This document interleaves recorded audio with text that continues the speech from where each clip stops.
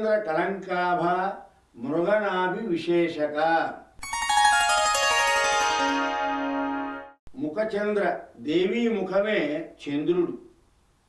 చంద్రునిలోని కళంకం వలె దేవీ ముఖం చంద్రునిలో కూడా కస్తూరి తిలకం శోభిల్లుతూ ఉంటుంది. కళంక సహితుడైనటువంటి చంద్రుని వలె కస్తూరి తిలక సహితమైనటువంటి ముఖచంద్రుడు లలితాదేవికి మరింత శోభను కలిగిస్తాడు. అందుకే మనందరం కూడా ముఖాన తప్పకుండా తిలకధారణ, తిలకం అంటే కుంకం పెట్టాలి, స్టిక్కర్స్ ఇట్లాంటివి పెట్టకూడదు.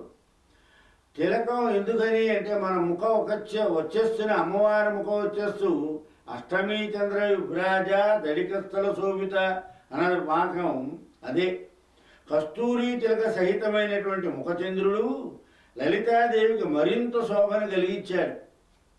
అందుకే మనందరం కూడా ముఖాన తిలకాన్ని గనక ధరిస్తే మన ముఖం యొక్క కాంతిలో కూడా అమ్మవారి అనుగ్రహంతో చాలా శోభిస్తుంది అని అర్థం.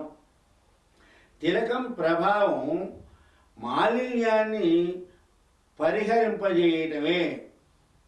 అందుకని మనందరం కూడా తిలకధారణ చేయాలి. చంద్రుడు మనస్సుకు ఆహ్లాదాన్ని కలిగించే విధంగా దేవీ ముఖమనే చంద్రుడు కూడా భక్తుల మనస్సులకు ఆనందాన్ని అనుగ్రహిస్తాడు.